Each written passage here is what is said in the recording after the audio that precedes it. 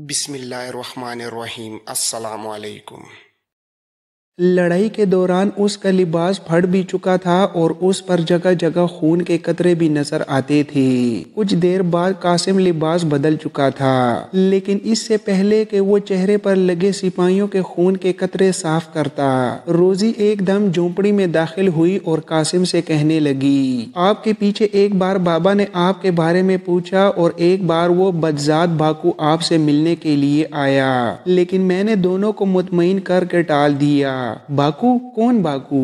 لیکن روزی قاسم کی بات کا جواب دینے کی بجائے بھویں سکیڑے اور ماتھے پر شکنیں ڈالے قاسم کے چہرے کو دیکھ رہی تھی۔ یہ کیا؟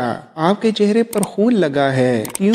کیا ہوا؟ کہیں آپ زخمی تو نہیں؟ قاسم سٹپٹا گیا اور تیزی کے ساتھ اپنی آستین سے چہرہ صاف کرنے لگا۔ اس نے کہا، نہیں، مجھے کوئی زخم نہیں، بس راستے میں کوئی ڈاکوؤں نے مجھ پر حملہ کر دیا تھا اور ان کے ساتھ تھوڑی سی مڈبیر ہو گئی۔ قاسم کوئی اور بہانہ نہیں بنانا چاہتا تھا، کیونکہ اسے معلوم تھا کہ صبح ہوتے ہی یونانی سپاہیوں کے قتل کی خبر جنگل کی آگ کی طرح پورے علاقے میں پھیل جائے گی۔ روزی مثیر نگاہوں کے ساتھ قاسم کو ایک ٹک دیکھے جا رہی تھی۔ قاسم روزی کے انداز سے گھبرا گیا اور اس نے عجلت میں روزی کی کمزوری کا فائدہ حاصل کرنے کے لیے اس سے کہا، روزی، تم اس قدر حسین ہو کہ تمہیں دیکھ کر مجھے اپنی راہبانہ زندگی پر پچھتاوا ہونے لگتا ہے۔ کاش میں راہب نہ ہوتا، ایک عام انسان ہوتا۔ قاسم کے لہجے کی حسرتناکی دیکھ کر روزی کو سب کچھ بھول گیا اور وہ اس نوجوان عرب کی گہری آنکھوں میں ڈوبتی چلی گئی۔ قاسم کا تیر نشانے پر بیٹھا تھا اور روزی مزید کچھ سوال کرنے سے باز آ گئی تھی۔ اب قاسم نے روزی کو جانے کی اجازت دے دی تاکہ وہ خون آلود لباس کو دھو سکے۔ روزی چلی گئی اور قاسم لڑائی کے تمام نشانات مٹا کر سو گیا، لیکن اگلی صبح پورے علاقے کے لیے قیامت خیز تھی۔ 5 یونانی سپاہیوں کے قتل کی خبر ابنائے باسفورس سے لے کر قصر قسطنطنیہ تک پھیل چکی تھی۔ آج مقرون کسی پاگل کتے کی طرح جگہ جگہ دوڑتا پھر رہا تھا۔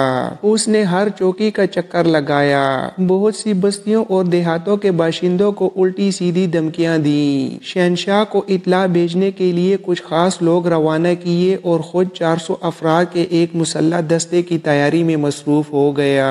وہ رومیلی حصار پر کام کرنے والے مسلمانوں کو ختم کرنا چاہتا تھا۔ ادھر انجینئر مصلح الدین کو پل پل کی خبریں مل رہی تھیں، چنانچہ اس نے بھی اپنے سارے سپاہیوں اور معماروں کو جمع کر کے کچھ ہدایات دیں۔ مچھیروں کی بستی میں بھی آج سنسنی تھی۔ ہر شخص کے دل میں یونانی سپاہیوں کے قتل کی دہشت بیٹھی ہوئی تھی۔ صرف روزی تھی جو دہشت زدہ نہیں تھی بلکہ حیرت زدہ تھی۔ وہ سوچ رہی تھی کہ اس کے خوابوں کا شہزادہ صرف جوان اور خوبرو ہی نہیں، جنگجو اور بہادر بھی ہے۔ اسے حیرت اس بات پر تھی کہ کلیسا کا ایک راہب اس قدر جنگجو کیسے ہو سکتا ہے۔ یہی سوچ کر اس کی نظروں میں قاسم کی ظاہری شخصیت مشکوک ہو گئی۔ اس نوجوان راہب نے رات کے اندھیرے میں 5 یونانی سپاہیوں کو اکیلے قتل کر دیا۔ وہ سوچنے لگی کہ کہیں اس نوجوان نے رہبانیت کا بیس نہ بدل رکھا ہو، لیکن یہ سوچ کر اسے پریشان ہونے کی بجائے خوشی ہو رہی تھی۔ وہ تو چاہتی ہی یہی تھی کہ قاسم رہبانیت چھوڑ کر عام انسانوں جیسی زندگی اختیار کر لے تاکہ وہ اس سے شادی کر سکے۔ اب جوں جوں روزی کو قاسم کے ایک راہب نہ ہونے کا یقین ہوتا جا رہا تھا، اس کے دل میں خوشی کی لہر دوڑ رہی تھی۔ ساری بستی دہشت زدہ تھی، صرف روزی ایک حیرت زدہ تھی۔ وہ سوچ رہی تھی کہ اس نوجوان راہب نے یونانی سپاہیوں کو آخر قتل کیوں کیا ہوگا۔ وہ چاہتی تھی کہ راہب سے جا کر پوچھے، لیکن وہ ڈرتی تھی کہ کہیں سب کچھ اس سے چھپا کر اس کا دل نہ توڑ دے۔ کچھ اور وقت اسی طرح گزر گیا۔ قصر قسطنطنیہ سے یہ حکم آیا کہ مسلمان سپاہیوں کو شہر کے قریب نہ آنے دیا جائے اور نہ ہی ان سے چھیڑ چھاڑ کی جائے، لیکن مقرون اپنے سپاہیوں کے قتل پر بے حد بروختہ تھا۔ وہ چاہتا تھا کہ جس طرح بھی ہو ان 5 یونانیوں کے قتل کا بدلہ لیا جائے۔ وہ تو انتظار انتظار کر رہا تھا کہ شہنشاہ کے دربار سے حکم آئے اور وہ مٹھی بھر مسلمانوں کا قلع کما کر دے۔ اس کے 400 سوار ہر دم اس کے ہمرکاب تھے۔ مکرون اپنی مرکزی چوکی میں بے چین بیٹھا تھا کہ اس کی نظر باکو پر پڑی جو لنگڑاتا اسی سے ملنے کے لیے آ رہا تھا۔ مکرون نہ جانے کیوں چونک سا گیا۔ اسے باکو سے کوئی اچھی لیکن اچانک خبر ملنے کی توقع تھی۔ اس نے مسکرانے کی کوشش کرتے ہوئے باکو سے ہاتھ ملایا اور اسے اپنے قریب بٹھا لیا۔ کہو کیسے آنا ہوا؟ لگتا ہے کوئی اہم بات بتانا چاہتے ہو؟ مکرون نے بے صبری سے کہا اور باکو کی طرف دیکھنے لگا۔ باکو بولو۔ جی ہاں، میں آپ کو یہ اطلاع دینا چاہتا ہوں کہ کل شام اندھیرا پھیلنے کے بعد ہماری بستی کا راہب گھوڑے پر سوار ہو کر رومیلی حصار کی جانب گیا تھا اور پھر 1 گھنٹے بعد واپس لوٹا تھا۔ مکرون کے بیجے میں اس اطلاع کی اہمیت نہ آئی اور اس نے کس قدر برہمی سے کہا، تو پھر کیا ہوا؟ کیا ایک راہب کا کہیں آنا جانا بھی منع ہے؟ وہ سات کی بستی میں گیا ہوگا۔ نہیں، ہماری بستی کا راہب سات کی بستی میں نہیں گیا، وہ کہیں اور گیا تھا۔ میں پورے یقین کے ساتھ کہتا ہوں کہ اسی راہب نے یونانی سپاہیوں کو قتل کیا ہے۔ باکو کی بات سے مکرون سیدھا ہو کر بیٹھ گیا اور اشتیاق سے بھرپور لہجے میں کہنے لگا، تمہارے اس قدر پختہ یقین کی کیا وجہ ہے؟ وجہ میں آپ کو بتاتا ہوں، آپ میری بات غور سے سنیں۔ کل صبح آپ ہماری بستی میں آئے اور آپ نے راہب کو متنبہ کیا۔ اس کا رد عمل دیکھنے کے لیے میری آنکھیں سارا دن راہب پر ہی جمی رہیں۔ پھر جب شام ہوئی تو میں نے دیکھا کہ راہب روزی کے ساتھ گہری باتیں کر رہا تھا۔ میرے کان کھڑے ہو گئے۔ پھر شام کے بعد راہب اپنی کوٹری میں چلا گیا اور کوٹری کا چراغ جل اٹھا۔ تھوڑی دیر بعد روزی آئی اور کوٹری کے باہر پیڑھی ڈال کر بیٹھ گئی۔ میرا ماتھا ٹھنکا کیونکہ ان دونوں کی یہ حرکت خلاف معمول تھی۔ میں جان بوجھ کر ایسے ہی ٹہلتے ہوئے راہب کی کوٹری کی طرف جا نکلا اور میں نے روزی سے پوچھا کہ مقدس باپ کہاں ہے؟ تو روزی نے جواب دیا کہ مقدس باپ کوٹری میں عبادت کر رہا ہے اور کسی کو اندر جانے کی اجازت نہیں۔ روزی کی بات سے میرے شک میں مزید اضافہ ہوا۔ اب میں سوچنے لگا کہ کسی طرح کوٹری کے اندر جھانک کر دیکھوں، لیکن کوٹری کا دروازہ اسی جانب تھا جس طرف روزی بیٹھی تھی۔ تب میرے ذہن میں ایک ترکیب آئی اور میں نے سوچا کہ استبل میں جا کر راہب کا گھوڑا دیکھتا ہوں، اور اس وقت میری حیرت کی انتہا نہ رہی جب میں نے دیکھا کہ استبل میں راہب کا گھوڑا نہیں تھا۔ میں استبل سے نکل کر قریب ہی ایک جگہ چھپ کر بیٹھ گیا۔ لگ بھگ 1 گھنٹے کے بعد روزی آئی اور اس کے ہاتھ میں راہب کے گھوڑے کی لگام تھی۔ اس نے استبل میں گھوڑے کو باندھ دیا اور چلی گئی۔ اس کے جانے کے بعد میں استبل کی مشل لے کر گھوڑے کے نزدیک گیا تو یہ دیکھ کر میں ششدر رہ گیا کہ گھوڑا پسینے سے شرابور ہو رہا ہے اور اس کی زین اور جسم پر لہو کے نشانات تھے۔ تب مجھے یقین ہو گیا کہ راہب کوئی خونی واردات کر کے لوٹا تھا۔ آج سارا دن میں یہ بات بتانے کے لیے آپ کو ڈھونڈتا رہا، لیکن آپ مجھے کہیں نہ ملے۔ سالار صاحب، وہی راہب آپ کے سپاہیوں کا قاتل ہے، مجھے یقین ہے۔ باکو کی بات مکمل ہوتے ہی مکرون تیزی سے اٹھ کھڑا ہوا اور اپنی تلوار کے دستے پر ہاتھ رکھ کر کہا، اگر وہ قاتل ہے تو میں ابھی اور اسی وقت اس کی گردن کاٹ کر لوٹوں گا۔ مکرون کا لہجہ اس قدر مضبوط تھا کہ باکو کی مکروہ بھاجیں کھل اٹھیں۔ مکرون آندھی اور طوفان کی طرح باہر نکلا اور اپنے ساتھ 50 سواروں کے ایک دستے کو چلنے کا حکم دیا۔ کچھ ہی دیر بعد یہ لوگ مچھیروں کی بستی کی جانب اڑے چلے جا رہے تھے۔ ادھر بستی میں قاسم اور روزی بستی سے چند قدم دور انجیر کے درختوں کے درمیان بیٹھے باتیں کر رہے تھے۔ روزی آج بہت خوش تھی۔ آج اسے اپنے خوابوں کا حقیقی شہزادہ مل گیا تھا۔ ایک بہادر جنگجو اور خوبرو نوجوان اس سے محبت کرنے لگا تھا۔ حالانکہ حقیقت یہ تھی کہ قاسم روزی سے کیسے محبت کر سکتا تھا؟ وہ تو پہلے ہی یہاں اپنی گمشدہ محبت کے قاتل ابو جعفر سے مارسی کی بابت پوچھنے آیا تھا، لیکن اسے اس محبت سے زیادہ اپنا مقصد عزیز تھا، اور اس کا مقصد تھا قسطنطنیہ کے دفاعی انتظامات کی جاسوسی کرنا۔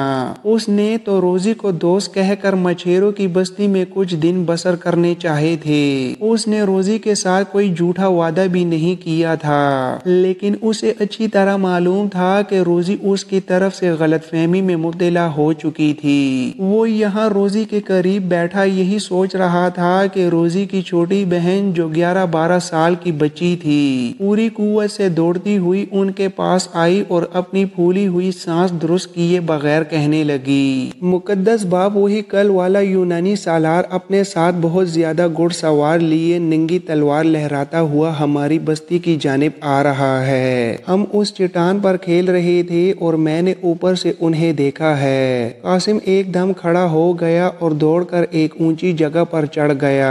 اس نے اپنے ماتھے پر ہتھیلی کا سایہ کرتے ہوئے مغرب کی جانب دیکھا۔ سورج غروب ہونے میں ابھی بہت دیر تھی۔ روزی کی بہن سچ کہہ رہی تھی، مکرون کے گھڑ سوار تو اب بستی میں پہنچنے والے تھے۔ یہ تو شکر ہوا کہ قاسم روزی کے ساتھ بستی سے باہر آ کر بیٹھا ہوا تھا۔ روزی نے دور سے بستی میں داخل ہوتے ہوئے برہنہ شمشیر یونانیوں کو دیکھا تو اس کا چہرہ زرد ہو گیا۔ اس نے قاسم کو فوراً بھاگ جانے کا مشورہ دیا۔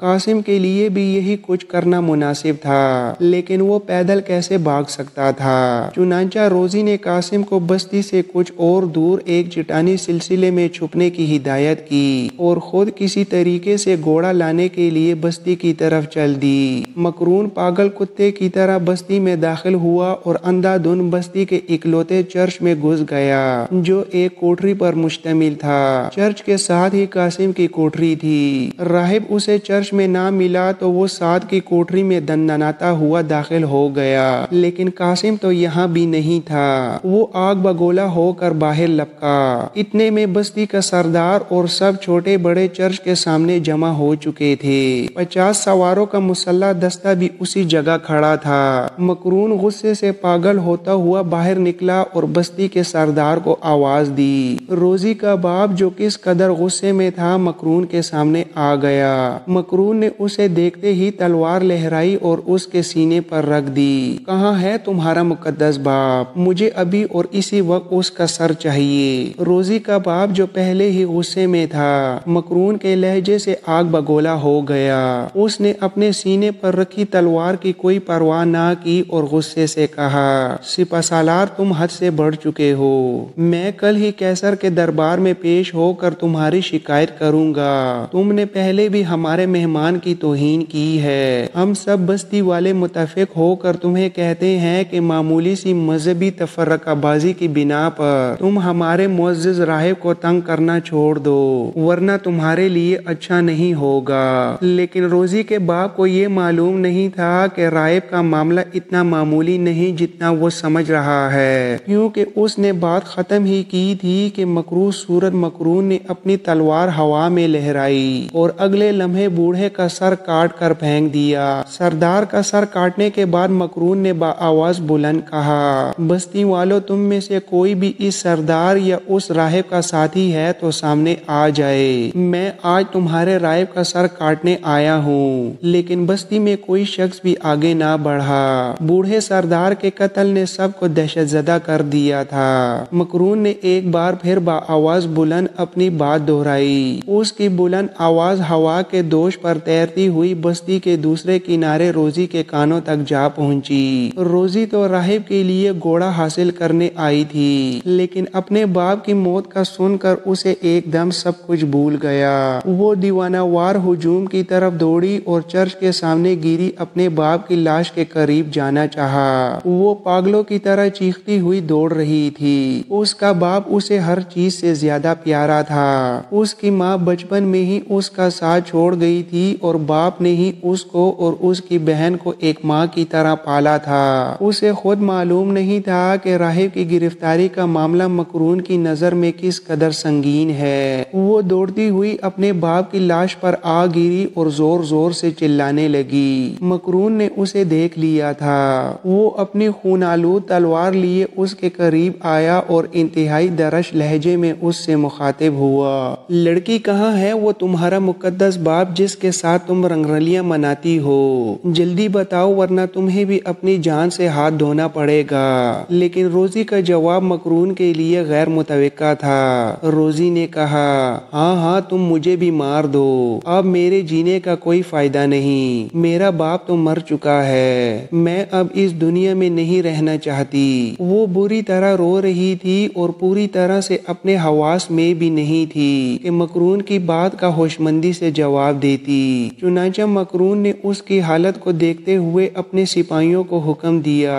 کہ وہ روزی کو اٹھا لے اور مرکزی چوکی میں لے چلیں، اور بستی والوں سے مخاطب ہو کر کہا کہ وہ ان کے سردار کی بیٹی کو گرفتار کر کے لے جا رہا ہے۔ مکرون کے سپاہی تیزی سے آگے بڑھے اور نازک اندام روزی کو اپنے شکنجے میں جکڑ لیا۔ باقی سپاہیوں کو مکرون نے حکم دیا کہ وہ بستی کے چاروں طرف دور دور تک جنگل اور چٹانوں میں نوجوان راہب کو تلاش کریں۔ مکرون کے سپاہی روزی کو اٹھا کر چلے گئے اور باکو بستی میں کھڑا روزی کو جاتے ہوئے دیکھتا رہ گیا۔ قاسم ابھی تک نزدیکی چٹانوں ہی میں روپوش تھا۔ وہ سورج غروب ہونے سے پہلے گھوڑا حاصل کرنا چاہتا تھا۔ وہ روزی کے لوٹنے کا بے چینی سے انتظار کر رہا تھا۔ سورج غروب ہونے سے تھوڑی دیر پہلے تک جب روزی نہ لوٹی تو وہ بے چین ہو گیا۔ اس کے ذہن میں خطرے کی گھنٹیاں بجنے لگیں، ضرور کوئی بڑی بات ہو گئی تھی۔ ابھی وہ یہی سوچ ہی رہا تھا کہ اسے تھوڑے فاصلے پر کسی گھوڑے کے ہنہنانے کی آواز سنائی دی۔ وہ سمجھا کہ روزی گھوڑا لے کر آ پہنچی ہے اور وہ چٹان کی اوٹ سے باہر نکل آیا، لیکن اس کے سامنے ایک یونانی سپاہی برہنہ شمشیر لیے گھوڑے پر سوار کھڑا تھا۔ قاسم نے اپنے راہبانہ لباس کے اندر چھپی تلوار نکالنے میں دیر نہ کی۔ یونانی بھی قاسم کو ایک راہب کے طور پر ہی پہچان چکا تھا۔ قاسم پیدل تھا اور یونانی گھوڑے پر سوار۔ دونوں ایک دوسرے کی طرف بڑھے اور پھر غروب ہوتے ہوئے سورج نے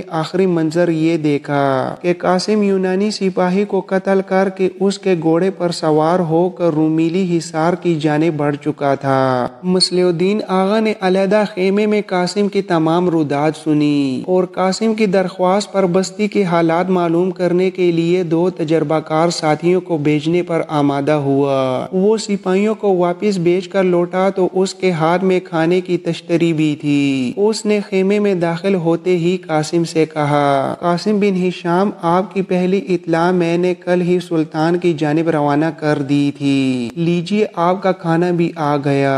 آغا نے دسترخوان بچھا کر کھانا چننا شروع کر دیا۔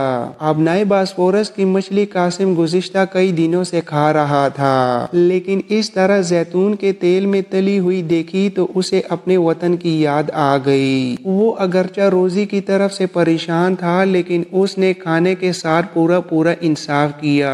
کھانے کے دوران اس نے مصلح الدین آغا سے پوچھا، آپ کا قلعہ کہاں تک پہنچا؟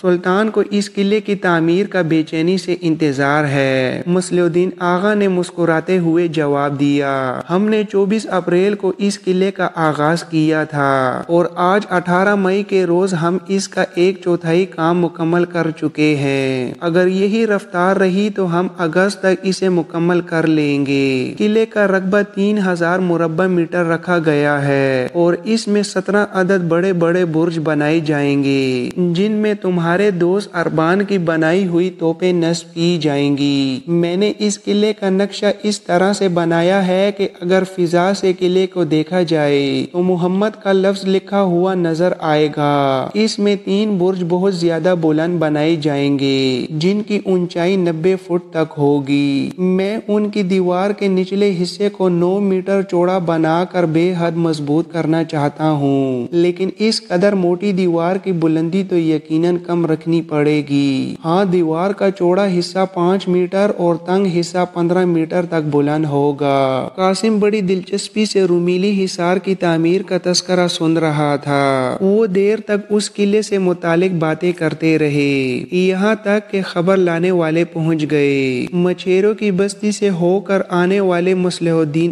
آغا کے سپاہیوں نے بتایا کہ یونانی سالار مکرون نے بستی کے سردار کو قتل کر کے اس کی نوجوان بیٹی کو اغوا کر لیا ہے۔ یہ خبر قاسم کے لیے ایک دھچکے کی طرح تھی۔ اسے اندازہ تھا کہ بوڑھے سردار پر یہ مصیبت اسی کی وجہ سے لائی گئی تھی۔ پھر سپاہیوں نے یہ بھی تو بتایا کہ یونانی فوج کو رومن کیتھولک فرقے کے ایک راہب کی بھی تلاش ہے، جو ان کے 6 سپاہیوں کو قتل کر کے فرار ہو گیا ہے۔ سپاہی اطلاع دے کر چلے گئے تو مصلح الدین آغا نے قاسم سے کہا، اب کیا کرنا ہے مقدس باپ؟ مصلح الدین آغا کا مذاق قاسم کو نہ ہنسا سکا، البتہ قاسم نے کچھ سوچتے ہوئے جواب دیا، ہمیں سردار کی بے گناہ بیٹی کو چھڑوانا ہوگا، کیونکہ یہ مصیبت ان کے سر میری وجہ سے آئی ہے۔ اس کے بعد وہ لوگ رات گئے تک روزی کو رہا کروانے کی منصوبہ بندی کرتے رہے۔